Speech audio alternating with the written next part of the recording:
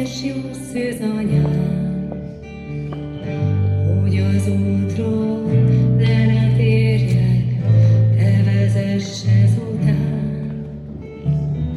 A szívemben van egy célpont, de van sok akadály. Édesanyám, segíts nekem, Szent Fiad, hazavár. Oltalom hely szíved legyen, életem alkonyán.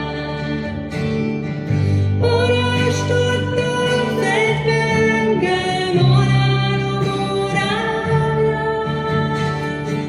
Oltalom hely szíved legyen, életem alkonyán. Parancsodtól fedj be